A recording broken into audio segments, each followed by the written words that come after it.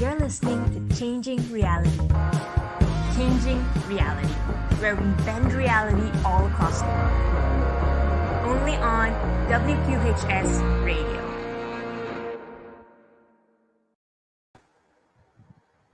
So, hi everyone, and welcome back to another episode of Changing Reality. So, welcome again to another amazing Thursday evening. Changing Reality, for all of you who don't know, and if it's the first time that you guys are tuning in, is a show where we interview phenomenal people from all walks of life who are changing the world around them, revolutionizing their industries, and genuinely creating an amazing impact in the lives of businesses, in the lives of individuals, and the lives of people all across the world. So we'll be hanging out and interviewing social change makers, entrepreneurs, business owners, to even artists, musicians, inspiring individuals, from students, faculty members, to even alumni here at Penn who have been doing amazing things.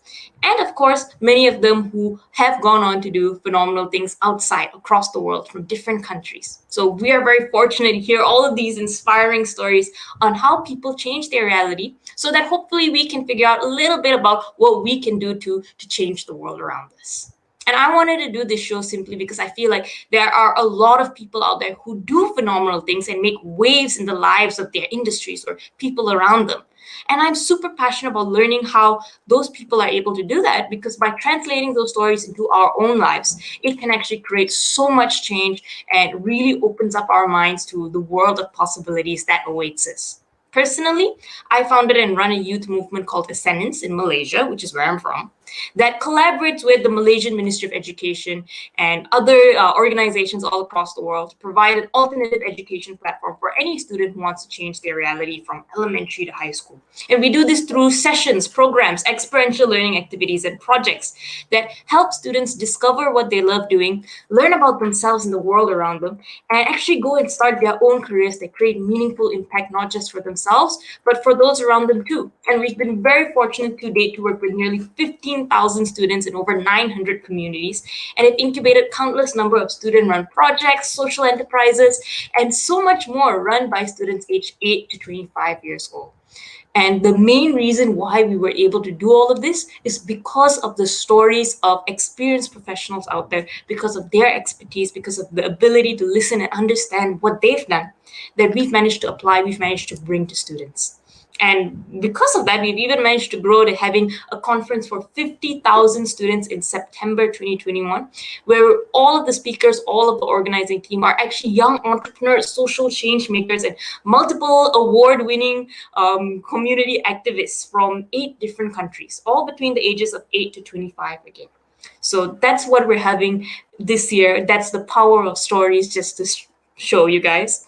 And if you have any questions about it, do drop it in the show chat below. But changing reality here is right now to give bites of that information to all of you every week, so that you're continuously inspired and have a little bit of guidance on your path to awesomeness. So today's speaker is someone who is extremely cool and well versed in the industry of marketing.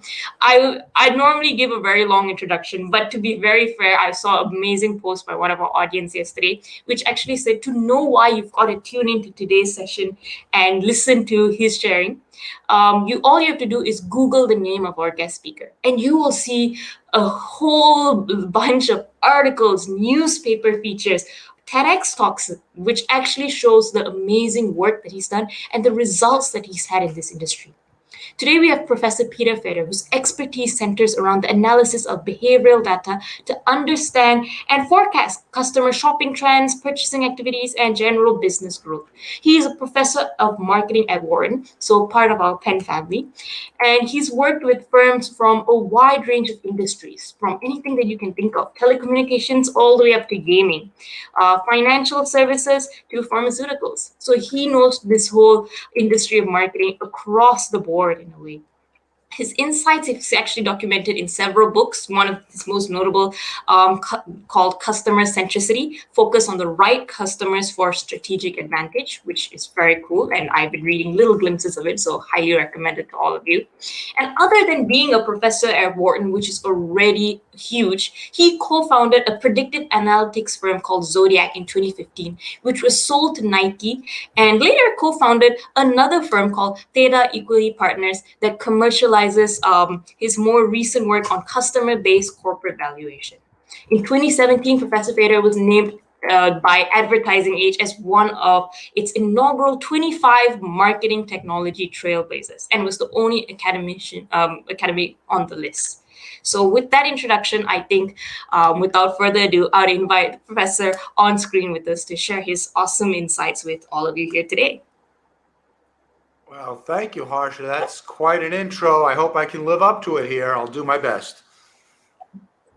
No, but thank you so much for joining. I think that I could not have introduced you in any other way, simply because there's so many things you do that I think I missed so much out. But how are you feeling? I'm doing great. You know, all of those things only become possible because of being at an amazing institution like Penn that just gives you the resources, the stimulation, the students who can help take crazy ideas and bring them to life. And so I've just been very, very lucky, and these are just good times. All right. Thank you very much. And thank you so much for joining us. I've been sending this link for today's show to so many people, and everyone has wanted to hear from you, whether they are students who are existing on campus who have taken classes in the marketing arena. There are even students who are new to Wharton, who are like, oh my God, what do I even learn about? Like, what's there to offer? And I was like, come watch this interview, to even many individuals who I've known personally who run businesses, who are in the social enterprise field, who are in the for-profit field in a sense. So everyone wants to listen to you. But I've got to ask, this interview is a lot about yourself as well, as much as the work you do. So how did you even get into this field of marketing? If I'm not mistaken, you actually started off doing your bachelor's degree at MIT in maths, which is quite a little bit of a difference. So how did you actually get into this whole arena in a way? Yeah, I mean, why would anyone become a marketing professor? You know, do you know anyone who, when they're like 8 years old, say, "Mommy, Daddy, I want to be a marketing professor"? No, that doesn't happen. And I was about as far from it as possible. As you said, I was a math major at MIT, crunching numbers. I would have probably ended up at Wall Street or with a consulting firm or something like that. But this one professor came up to me as an undergraduate, and she said, "You ought to get a PhD in marketing." And I said, "You ought to get your head checked. I'm not going to marketing. I'm a math guy." But she painted this picture of what marketing would become. And she was right, with all the data and the ability to kind of tag and track customers and understand who's going to do what, and then to develop products and services around their different needs. So a lot of the stuff that we take for granted today, it was science fiction back in 1982 when I was having this conversation. And I just, followed. And I'm so glad I did, because she was right. And it was an amazing time to get into an amazing field. And a lot of the stories that she was telling back then are really hitting with full force right now. And I think getting better and more interesting all the time. What was the one thing she said back then that you didn't really believe in, that you see is like happening right now? Like, just to share with us. It's so funny. So the metaphor that she used, again, keep in mind, this is 1982. That's 500 years ago. And she said, "We are in the process of building the electron microscope of the customer." Okay, to really be able to see individuals and know how they're different from each other and how they differ over time. And she would make a lot of analogies to this brand new area of like the whole human genome project, which itself hadn't even started yet, that we're going to see things at a granular level and in a way that was unimaginable. And I didn't entirely believe her. But A, she was very persuasive, and she would have made me do it even if I didn't want to. And B, if there was any chance she was right, then wow, this would be super cool. And you know what? Even if she was wrong, getting a PhD from MIT wouldn't be a bad thing, even if you went back to industry. So I figured, what the heck? Let's try it. Let's place our bets. And it was pretty clear Again, this is years before Google was founded and all that, but it was pretty clear that things started moving in that direction. Could have never imagined the acceleration of it, could have never imagined the impact of it, could have never imagined that the nerdy, technical, mathy things that I do would become popular. But it's all happened. So it's all a great big surprise. I'm going to enjoy my kind of 15 minutes of glory before I go hide under a rock for the rest of my career. But while the sun is shining on it, I'm going to take advantage of every moment. All right. And I think that you're completely right that today, all those things you mentioned are things that are very possible and that everyone is obsessed with knowing more about. So when you first finished your PhD, you became a professor at Wharton. How did that happen? And how was that whole industry like at that point of time? Did they believe that this was where it was heading? Or were you just one of those people who had foresight and inspiration in a sense? You know, people give me a lot of credit for a lot of the things that I've done. And I don't want to humble brag or anything like that, but I really do mean it sincerely that so much of it is right place, right time. And this is a great example of it because, again, it was the right time because a nerdy, mathy guy like myself could all of a sudden call himself a marketing scientist, which 30 years ago was kind of like an oxymoron. It was kind of like jumbo shrimp, you know. But today, people don't laugh. People don't make fun of me. They understand that there's a lot of science in marketing that just really didn't exist back then. So part of it is right time, and part of it really is right place. In fact, I didn't want to come to Wharton. I'm the first to admit it. I wanted to go to Harvard. Oh, and I had an offer to go there. I love them. They love me. But the same professor, her name is Lee McAllister. She's now a professor at University of Texas at Austin. She said, nah, you're not going to Harvard. As proud as your parents would be of you, you're going to Wharton. Because Wharton is going to surround you with the colleagues, the resources, and the culture that's going to let you be you. It's going to let you do all that mathy stuff, but make it really relevant and make it really impactful and give you, again, colleagues to work with and amazing students to train. And boy, oh boy, was she right. And I always wonder about the path not taken. I'm sure life would have been good if it had gone to Harvard or Yale or some other school. I'm not saying those would have been bad choices, but everything she said about Wharton was true. And a lot of the things that I've accomplished, starting these companies, teaching some crazy, weird courses, would not have happened if I had gone anyplace else. Just the rocket fuel that Wharton provided in terms of people and platforms, and again, just the entrepreneurial culture, it's pretty unique here. I don't know about predictive analytics much, but if your professor ever predicts anything, I think I'll be the first to believe her after this interview. So if she's got any lottery ticket numbers, let me know. I'll get them. She seems to get things right. But we're so glad to have you at Penn. I know that as a new student, that probably doesn't mean much to you, but I'm so glad that to be at a place which we have amazing faculty like you and to learn from your expertise. And tell us a little bit about that early research that you did. You were always kind of on the right track to this field, but it wasn't probably as where it is today. But you've also tackled a range of topics along the way. So you have even did little case studies on big companies like Starbucks. You even kind of took a look at the music industry. Tell us what was the first thing that really made you feel wow, I'm making a difference. The work that I do. Real world impact? Great question, because it didn't happen. That whoa moment didn't really happen until I was already a professor here for over 10 years. So in the beginning, really the only industry that was interested in the nerdy, mathy things that I do was what we call the consumer packaged goods industry, grocery products. That there are a bunch of companies out there all around the world. Here in the U.S., it's companies many of you would know about, a company like Nielsen that basically would collect data from the point of sale so we would know who was buying what when.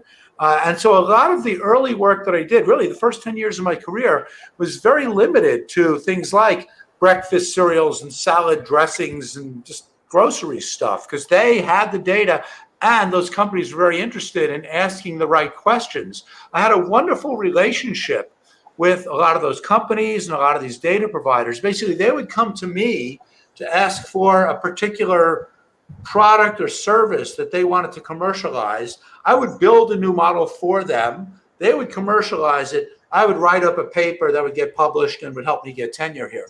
So I was perfectly happy in this very limited sandbox of packaged goods. But then the whole internet thing started. Basically, again, years after I was here. And at first, I was pretty skeptical. At first, I don't need this new thing. I'm happy forecasting ketchup and potato chips, whatever. But then a couple of students started coming to me and said, it would be way more interesting if you started predicting things like album sales in the music industry. And why don't we start looking at things like, professional sports or retail and other areas. And at first I was kind of resistant, but then I realized, what? Let's try it.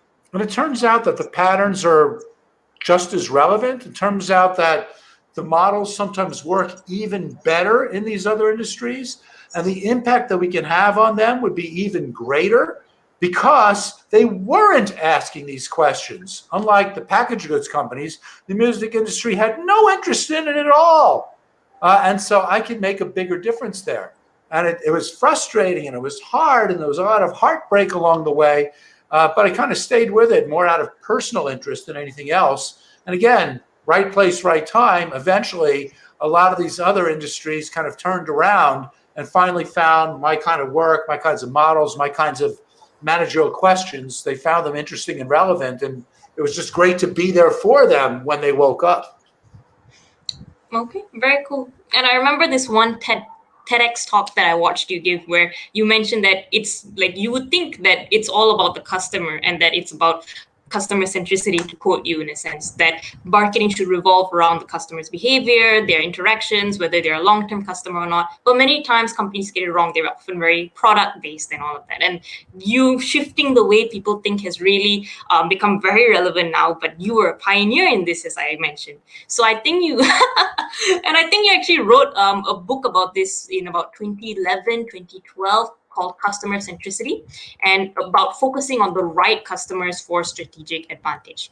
When this book was published, when you wrote this book and all, what was the reactions from the companies out there? Because you did write about companies like Starbucks, those a lot of the big players out there. So they were getting thank you letters saying, "Oh my God, we never saw it like that," or no? Or were you getting calls saying Oh, no. What are you doing? All right, so let me back up and give you the whole story, which really does reflect the trajectory of my career. Because in the beginning, it really was about forecasting product sales. So, so Unilever's about to launch a new kind of toothpaste, whatever. How many units of it will we sell? And so again, I built a tenure case, I built a reputation doing product-oriented stuff. And it was right around the turn of the century where we did a little pivot on it. Then instead of saying how many people will buy the product, we started using the customer instead of the product as the unit of analysis. And so when you take that kind of 90-degree flip on it, you notice some really interesting patterns. You notice that the customers are wildly different from each other. And so to talk about what the customer wants is ridiculous because there is no the customer. There is no average customer. There's this crazy spread of customers, and some of them are extremely valuable. They're going to stay with you forever and buy all the time and spend a lot of money and buy whatever it is you put out there. But they're the tiny, tiny minority of your customer base. Most of your customers buy once and never come back again. And so you can't make a statement about the customer, and you really need to do exactly as you said. If you look at the subtitle of book number 1, which is you got to focus on, I like the way you say it, focus on the right customers for strategic advantage. That not all customers are created equal. And if we can understand those differences, we can make more money than if we kind of play it right down the middle. So I put this out there. It was basically just a way to justify and to clarify and to kind of illustrate and motivate the research that I was doing, the nerdy mathy stuff. No math in here, just words and pictures. Because I wanted companies to wake up and smell the data and realize that a lot of the stuff they were talking about and doing was not wise, not optimal, not correct. And I named names. I singled out a lot of companies. You mentioned Starbucks. And I'm not afraid to tell companies that they're doing the wrong things. Nordstrom, Apple. I mean, I got the data on my side.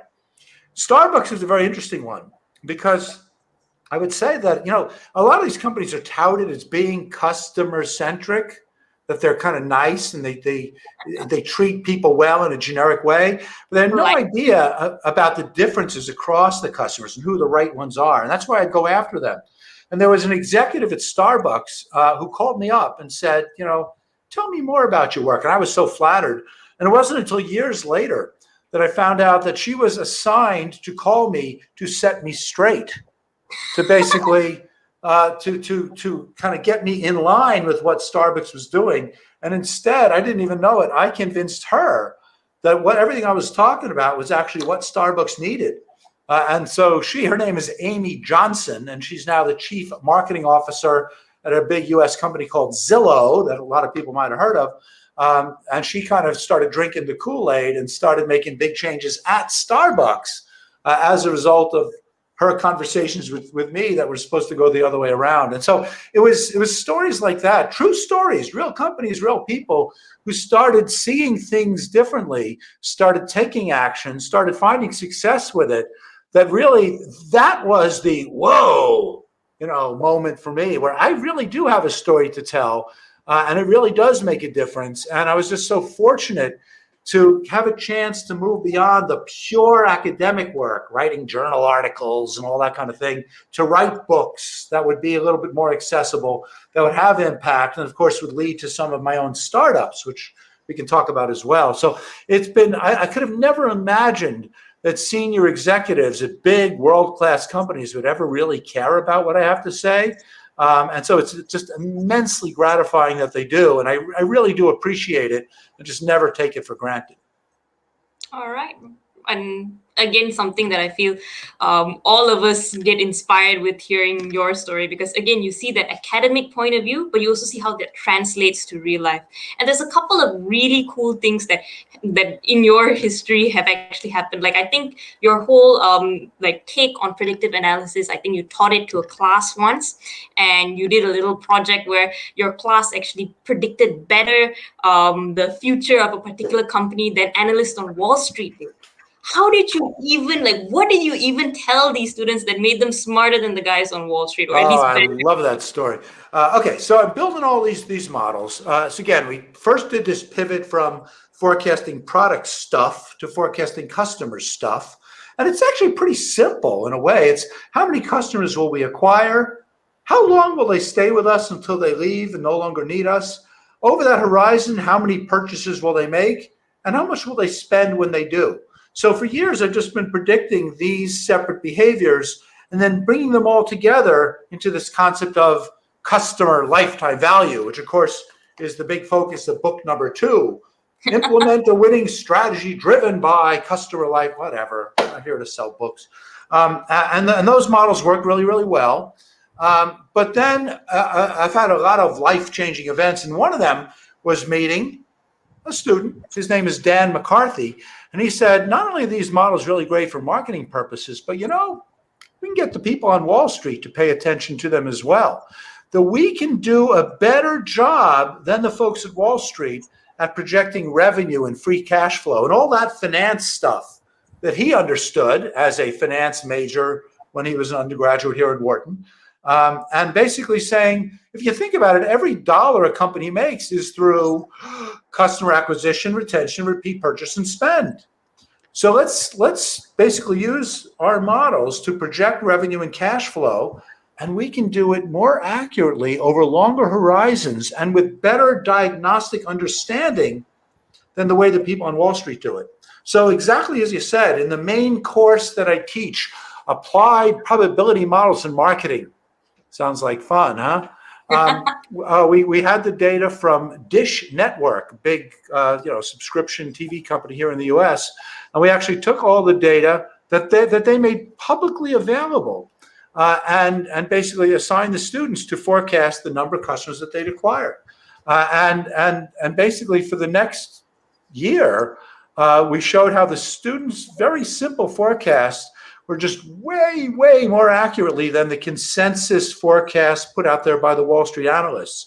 And even our overall assessment of the value of the company, we said in one of our papers that this company was overvalued by Wall Street, and sure enough, we were proven right.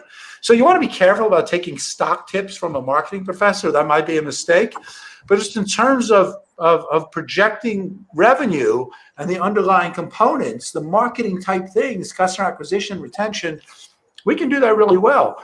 And that's the basis of company number 2, is basically just doing that with a variety of different firms to try to build a bridge between the folks doing the finance stuff and the folks doing the marketing stuff, to get them on the same page as each other, to use the same data, the same models for the very different kinds of decisions that they're each making. What fun that's been.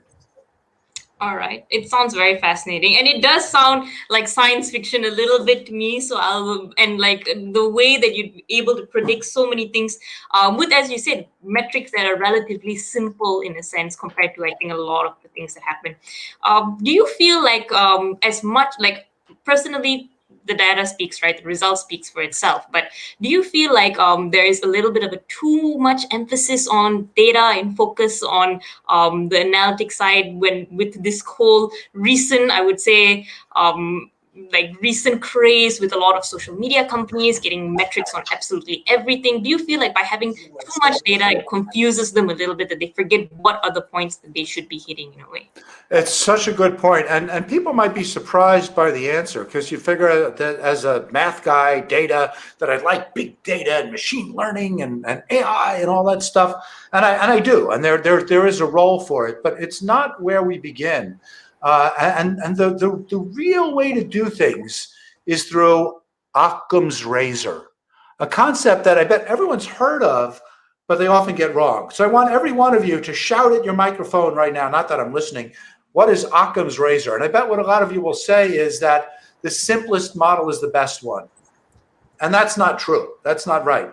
What Occam's razor tells us is that of all the explanations that do a pretty good job, the simplest one of them is the one to go with. So I want to make things, first and foremost, they got to be effective. I want models that fit well, that forecast well, that tell a good story, that are very robust. But among those models, I want the simplest one. So I want as little data as possible. That's been my mission for years now. How little data do I need in order to come up with good forecasts, tell good stories, have a lot of faith in the results? And so a lot of the stuff out there, a lot of this big data, like you mentioned, let's collect all this data about how people are using social media or where they're located in the social graph, or let's collect information about bioinformatics or neuro this or psycho that. And a lot of that stuff is interesting. It's nice to know, but it's not very predictive. It's not very necessary. So I'm trying to bring as much discipline and focus and as much uniformity and standardization, instead of saying, well, for this company, we need data XYZ, but for that company, we need ABC. I'd rather come up with a small common set of metrics that would be that all companies should be looking at and putting out there. And that really goes against the grain of this big data era. But man, oh man, it works really well. And sometimes people are really surprised at how much you can do with so little. And that's my job, is to prove to them that it's true and why and how they can benefit from it, not only in terms of the forecasts, but in terms of the decisions that they make. Yeah, but I think you're the person to listen to. You're a professor, you've got the academic box tick, you're an author, but you've also got that entrepreneurship box ticked in a sense. So you also founded a predictive analytics firm too, if I'm not mistaken. And the first one was actually called Zodiac. So tell us a little bit about why did you even want to get into the whole entrepreneurship arena? Was it like one day you were like, so like, oh my God, these people aren't listening, I'll show them myself in a sense? Or how did it go? That is a big part of it, actually, because for years and years, people, either students or companies, would come to me and say, why don't you commercialize this stuff? These models work so well. And I was at first pretty resistant. I'm a professor. I'm not an entrepreneur. You do it. But at some point it became irresistible, because I was writing all these lightweight books to try to, get people motivated to want to do this stuff. But even then there was this issue with getting them to actually do it. And once again, It was my students. I already mentioned one of them, Dan McCarthy, who basically helped motivate me to say, okay, let's really do it. Let's take these models that we're using in the classroom and let's make them better, and let's make them faster, and let's make them more scalable. Let's do it in a way that companies have no choice but to use these models, because they'll be so easy, they'll be so effective, they'll be so impactful. So we got Zodiac off the ground back in 2015. And basically, we worked with a lot of companies and a lot of the different industries you mentioned. So retail and travel and hospitality and pharmaceuticals and telecommunications and gaming, lots of companies to bring this idea of lifetime value to life at full commercial scale, and to show them the 50 fun things to do with lifetime value once they can calculate it. And it worked, and it was a big success. And as you mentioned, in 2018, we had no intention of selling this company, but Nike came along and gave us an offer we couldn't refuse.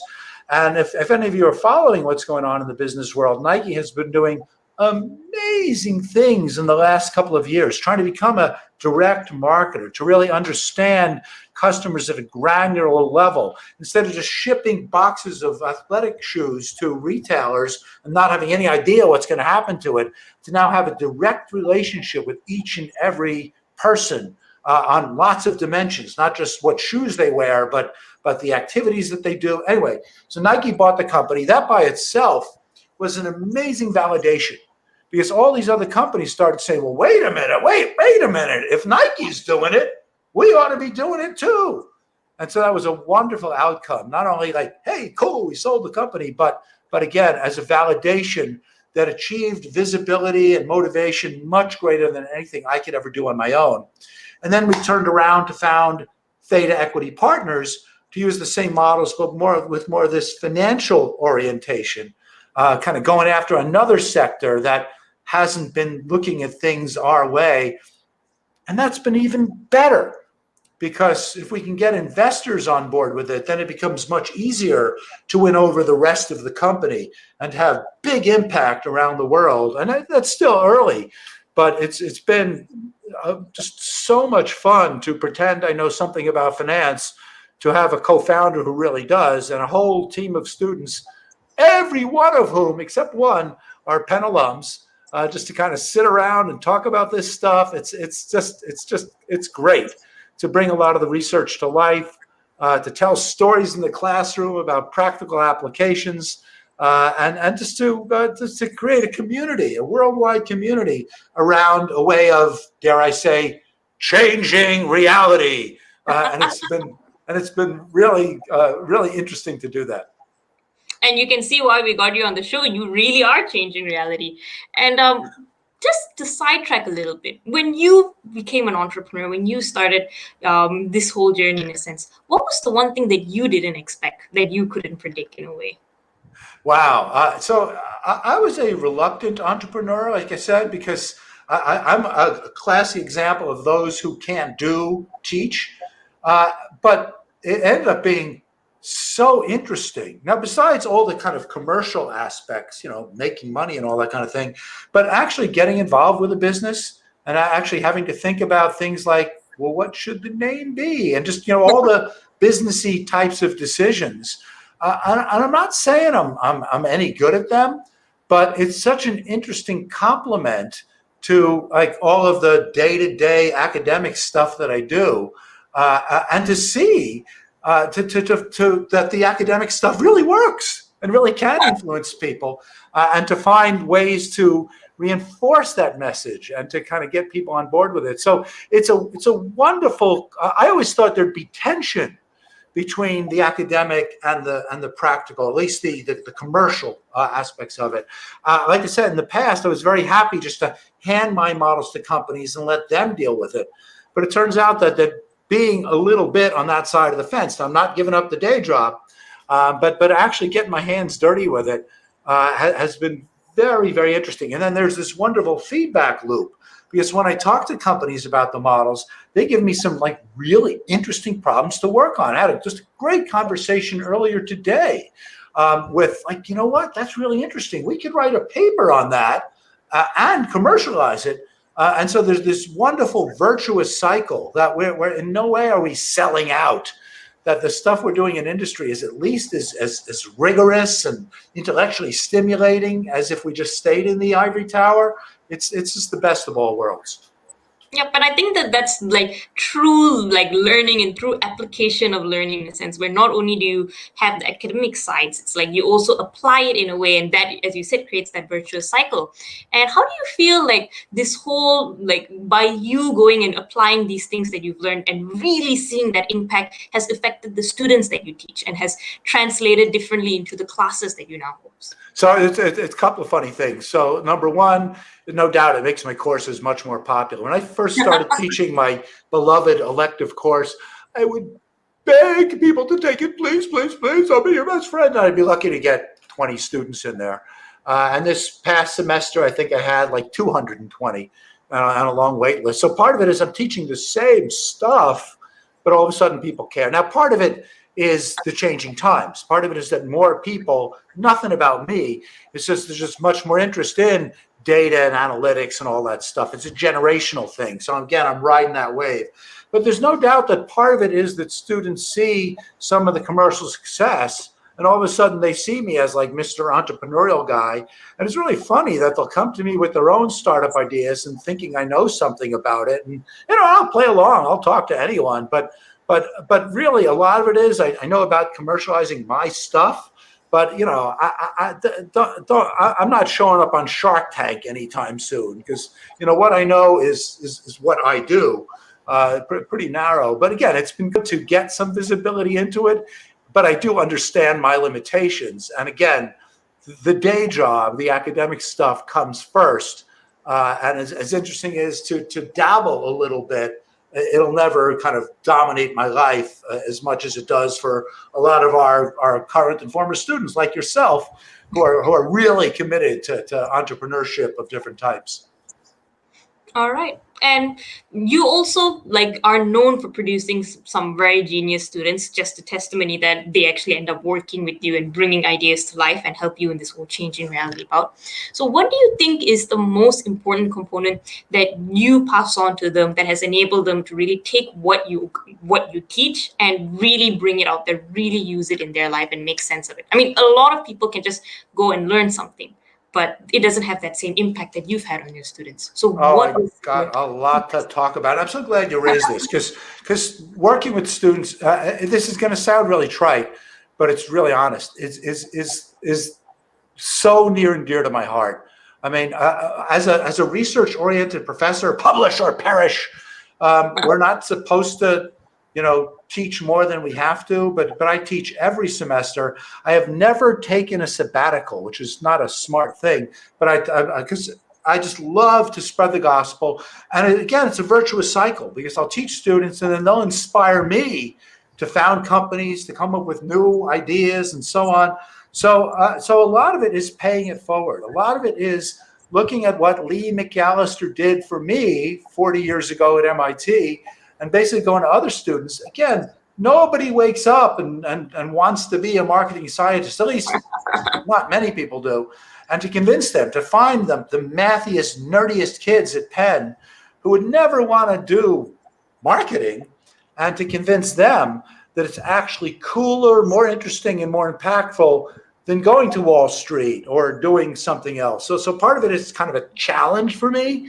And then once I get these students, I want to learn from them. And I want to collaborate with them, whether it's to bring them in to get PhDs and then to be their advisor and then to kind of work with them for years to come, or on the business side where they'll take some of my ideas and commercialize them, and we'll either co-found things or I'll advise their companies. And I just take such pride and joy in watching them take some of the models that I developed and going off there and doing cool things with them that I could have never imagined. So I have found that this perfect synergy between the research and the teaching. I'm so fortunate about that because for so many faculty, they don't have that connection. It's usually like, oh, I got to go teach. I guess I got to turn off my brain now and go into the classroom and follow the script. But for me, I teach what I love. I love what I teach, and I can bring the academic into the commercial world, the commercial into the classroom. And I just hope I'll be able to have that virtuous cycle for the rest of my career, and an audience of eager students who want to hear my ridiculous stories, because I love to tell them, and to add to those stories all the time. And you've already got people in the comments saying that they'd love to take your classes. So again, I think the passion speaks for itself. What do you think, like for students who are in your classes, they may not be performing up to par with all of the genius and the brilliance and the people who are passionate about this? What do you do with students like them? Do you just try to close your eyes and ignore them and hope they go away? Or like, do you still feel that learning this has so much value no matter what they do? You know, what I see is very often a lot of the value from the course doesn't really manifest until after people have taken it. So a lot of people who love the course and they're really engaged, and of course that's terrific. But what I tell my students on day one, and boy, oh boy, does this sound arrogant. I shouldn't say it in the classroom, and I shouldn't say it right now, but I really do believe it, which is I want to change the way that people see the world. Okay, I'm not just here to teach you a bunch of techniques and tell you a bunch of stories about applications. No, I want you to live the rest of your life looking at different phenomena, whether they're business, whether it's whether it's social impact, whether it's even things about elections or physics or sports. I want you to see things differently.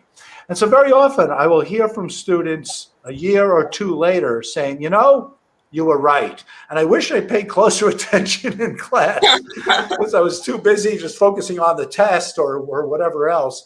And so I'm really, in the same way a lot of my research has this long-term orientation, the way I teach is that same way as well. I want to have impact on you that not only will last beyond the classroom, but will often have bigger impact as more time goes by. And so I'm okay if students if they don't fully get it at the time they're doing it. There's just nothing better than getting that email 2-3 years later saying, boom, I got it now. Now can you help me remember what the models are to help me do it or whatever else? And that's great.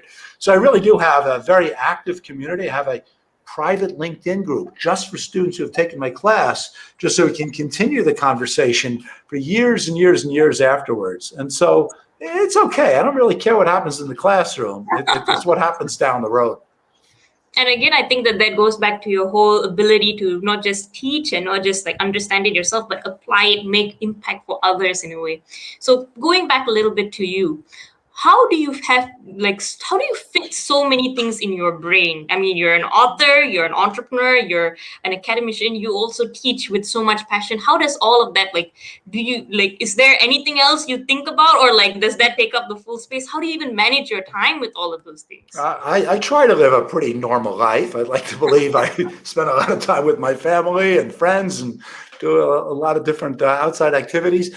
But here's the thing. Number one, the fact that the research and teaching fits so well and that whole virtuous cycle that I described, that just creates just lots of synergies that I take full advantage of. And then the other part of that is the students themselves. I am the world's ultimate collaborator. I mean, I've written, 50 something papers. Only one of them was written by myself. So I know how to work with co-authors. And so I pick them well. I kind of ride their coattails very, very well. And that's going to be true whether it's the academic work that I do. And as I mentioned, it's riding the coattails of a lot of my former students, starting up companies and giving me really good ideas. So a lot of it is just is allocating my time to know how to best leverage the different collaborations that I have. And so I can end up juggling a lot more. Now you might say, I'm not pulling my weight on any one of them. I'd like to believe that I am. But by really doing things as part of kind of a community effort, instead of trying to do everything myself, I just end up getting a lot more done. Maybe getting a little bit more credit than I deserve for some of those things. But it all does fit together very, very nicely. No, but I think that's a very important point to bring out, because many times I feel like everyone feels like they are the genius, so they've got to do everything by themselves. But collaboration is what makes the world turn around. And I feel like you show that and are exemplary to the fact that the more you're willing to collaborate, the more impact that you create as a whole. So thank you for teaching that through your actions in a way. And Yeah. no, go ahead. Yeah, and sometimes it is hard because sometimes if you're working with a student and they don't understand the stuff as well as you do, and you want to get this thing out, it is tempting to over advise. And I just realized again, I'm in it for the long run. I want them to learn. I'm going to take my time. Maybe we'll get a little bit less done when they're kind of working with me as a student, but in the long run, it's going to be in their best interest, and I'm going to watch them flourish. And maybe again, I'll be able to ride their coattails later on. And even if I don't get my name on some of their papers, just the pride that I feel, and then they themselves will train other students, and I might be able to, either hire those students to work with my companies or whatever else. It just to build that kind of community instead of having to, always be the leader of everything. I'm perfectly happy to sit in the passenger seat, if not the back seat, with a lot of my students, and again, other kinds of collaborators. All right, very cool. And I think circling back to the things that you do found, like you were co-founder, our co-founder, and the things you do lead, your new startup in a sense, Data Equity Partners. You guys are revolutionizing finance, I've heard, and a lot of it through customer-based corporate valuations, which you already mentioned. And this whole idea of CBCV to abbreviate. I think like you actually provide options for companies to have like an express analysis for them to actually like get a very quick report, and also to have like a deeper dive to actually understand the analytics a bit more better. Why did you position your company like this? Why do you provide two different services in a sense when, again, wouldn't more data be better for those who want to know about it? Or is this some kind of secret marketing strategy that is exclusive for marketing professors to know about that we puny humans can't possibly understand in a way? No, it's actually quite simple. The different companies, different investors have different kinds of needs. So, for instance, if you're thinking of buying that digitally native women's cosmetics company, you really want to make sure that you know what it's worth, and you want to take that deeper dive. But on the other hand, if you're a private equity firm and you own a whole bunch of portfolio companies, and you just want to do a kind of a quick check-in on them, or you want to find ways to compare them to each other, then maybe doing things at a more surface level will be adequate, just to make sure that they're kind of staying on track. So it's basically the same models that we're running, but it's just greater depth for some than others, depending on the kinds of decisions that are going to be made. And it goes back to a lot of the math stuff that we found ways to implement basically the same models with different kinds of inputs. So sometimes we have a lot of data, sometimes we have very limited data. And so it all depends on what the company has available to it, how quickly they want the analysis run, what kinds of decisions they're going to want to make. And so, I want to basically accommodate different kinds of customers, in this case, investors or corporate clients in different kinds of ways. And again, for me, intellectually, it's kind of fun to figure out how to run the models differently for different kinds of data inputs or different kinds of industries. That leads to interesting research, and it leads to really good impact. Amazing. And I asked that because, like, building on that a little bit, what's the one thing that you feel like investors should know about the companies that they're investing in that you have discovered they normally don't even look at? It goes back to what I said before. If we're going to want to look at your revenue, if we want to forecast your revenue ahead, again, that's the lifeblood of finance and investing. Instead of just looking at the overall number of dollars we've brought in and trying to project that forward, let's break it down into those 4 fundamental behaviors: customer acquisition, customer retention, repeat purchasing, and spend. And so if you're an investor in a company, instead of just saying how much money you're going to make, you should be asking questions about those behaviors. How many customers are you acquiring, and how long are they staying, and how often are they buying? And so what we want to do is to go to companies and demand that they disclose metrics around those fundamental behaviors. Some companies automatically do it. Like I told you the story earlier about Dish Network. Great credit to them that they were disclosing the right kinds of metrics that let us do some of the kind of reverse engineering and forecasts that I mentioned before. Other companies don't. And so we've been spending a lot of time going to companies, going to investors, going to accounting regulators and saying, you should disclose these metrics. These are the kinds of things that investors should demand to see. These are the kinds of things that will help the world understand how much value is there, so you don't have these kinds of surprises when a company looks real good and then their stock plummets. If we can put the right kinds of metrics out there and make those as universal as other kinds of metrics that already show up on the balance sheet and the income statement and all that other fancy stuff, the world would be a better place, and the kinds of models that I like to run would become much more commonplace as well. And that's the kind of thing that we're doing at Theta Equity. If people are interested, again, I'm not here to sell stuff, but one of the things that we love to do, people might enjoy this, is we love to look at IPOs, initial public offerings. Before companies go public, very often they disclose a pretty good amount of data. And so if you go to thetaequity.com, you can see some of the IPO analyses we did, where we predict the value of these companies before they go public. And so we did this for Slack and Lyft and Farfetch and Revolve, a bunch of different companies, wide variety of companies. And for Slack, for instance, before they went public, we said, this is a great company. It's going to be worth like $27 billion. And everyone laughed at us and said, oh, no, they're going to get crushed by Microsoft Teams. You're way overvaluing it.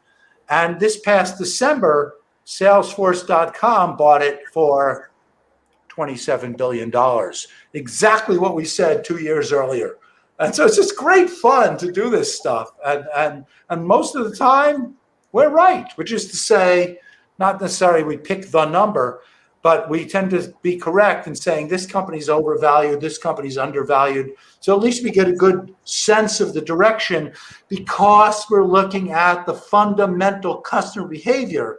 We have a better understanding of what's going on rather than trying to look at the company as a single entity. Breaking it down really helps. All right. And one of the final questions is for all of the companies out there who are right now probably reevaluating how they look at their customer base, how they actually process the information that they have. But what is the one thing that you would advise them to do to kind of like put their brains on right and see things as it is? Because no matter how much data they have, if they're fixed in a certain way of looking at things, it may not be easy for them to switch. So I can't give you one. I got to give you two, but they fit so well together. And we've really spoken about both of them. First here we go again, customer centricity. You really need to understand your customers at a granular level and all the patterns and all that sort of stuff. In fact, book number 3 is going to come out early next year, which is going to be called The Customer Base Audit.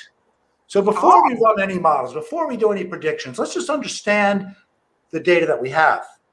So let's appreciate what I always like to say is celebrate heterogeneity. Understand that your customers are wildly different from each other, and that's a good thing. So that's thing number 1. So really understand how your customers are different and the very regular, predictable, leverageable patterns. And then number 2 is once we have that, then we flip over to the finance side and let's look at the just right metrics that let us understand that heterogeneity and let us do financial stuff in addition to the marketing and operations things. And if we can get the marketing, operations, and finance people all on the same page, looking at the same data in the same way, running the same models, and then making different kinds of decisions, the world is a happy place. And it's a long way to go, but we've seen amazing success to start putting these ideas out there. But I really do believe that the biggest impact is still yet to come.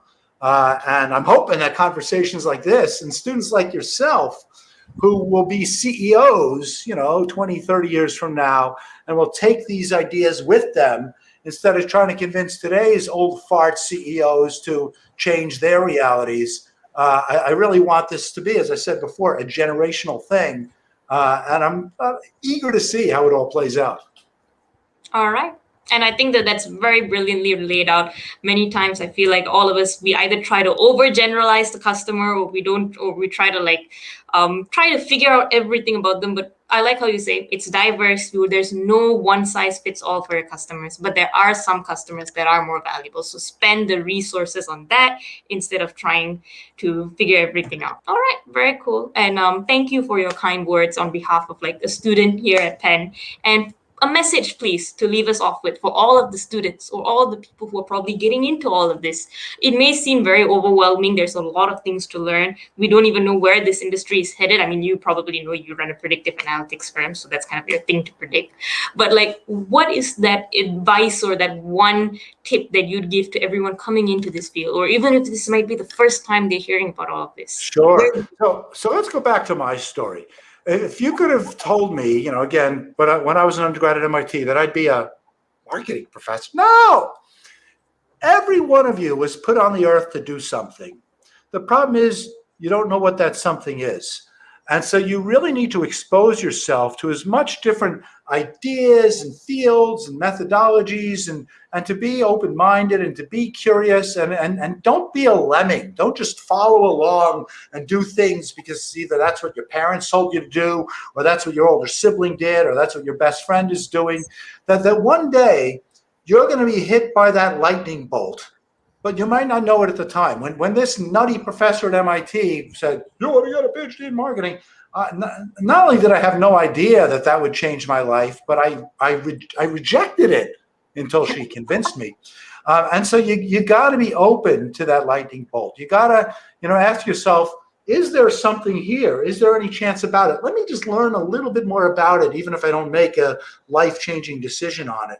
Because most students, regardless of what you major in, 5, 10 years later, we'll be doing something wildly different. And so it's really important not to use your time in college to get the job, but to build as broad and solid a foundation so that when you change your mind, when you find out your passion 5 years later, you'll be in a better position to see it and to take advantage of it. So be broad, like especially for, you know, Wharton students, take as many courses outside of the Wharton school as you can. Because just learning how to think and write and argue and just appreciate the world will be at least as important as taking a finance course. And of course, the same is going to be true for all students as well. So be broad, be curious, and be open-minded. All right. Amazing. And I think for all of the students out there, if you guys haven't already decided to at least take one class in this field, then go rewatch this episode until it really sinks in that you've got to learn at least something about this, because this is where the future is headed. But of course, do as many courses, figure out or be open to the lightning bolt. I think that's a really great quote. I'm going to use that. Like, I'm going to quote you on that from now on. And for all of those out there who are running a business, who are running a company in a sense, if you can engage the services of companies like Theta Equity Partners, please do. I think it's very valuable. And if not, at least put yourself in that frame of mind to actually look at customer centricity. And of course, to all of those who want to learn more, I think the amazing professor we've been hearing from has so many books published. He has 2 different books that I've personally been checking out, and I think is highly recommended. Where do we find these books if we wanted to learn more about it and really understand the research that you've done in a sense? Well, Harsha, you said it right off the bat. Just Google my name, you know. Connect with me on LinkedIn. Follow me on Twitter. You know, again, it's nice to have all these companies, but first and foremost, I'm a professor and I love to profess. So I just love using those platforms to get ideas out there. And so just I'm very, very happy to engage with folks through social media like that and to share a lot of these resources. You know, a lot of these models that we've commercialized, they're out there in the public domain. You know, so they might be a little bit academic, but there's lots of videos and spreadsheets and R code and all sorts of things to bring this stuff to life. So very, very happy to keep the conversation going long after this interview ends. All right, amazing. Thank you so much. And the comments are just pouring in with a lot of happy people thanking you for your insightful sharing, for the wonderful conversation, and also quoting you on a lot of different topics and a lot of different things, from figuring out their passion to figuring out how their business works. And I think that you really covered it all. So thank you so much. It's been amazing having you on the show. I hope you had fun as well. I absolutely did. Great questions. I really do appreciate the chance to talk about such a broad array of issues, and I hope that you and everyone found it valuable. Thank you. I'm sure we did. And for all of you watching, thank you guys so much for tuning in. You've been an amazing audience. You guys have been very engaged with a lot of nice comments in the comment section below. So keep the information going. Do like and subscribe if you are on YouTube, or tune in wherever you are at 10 p.m. ET every Thursday for another episode of Changing Reality. Thank you guys so much for joining. Until next week. See you guys. Bye.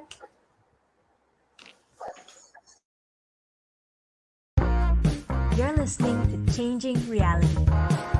Changing Reality, where we bend reality all across the world.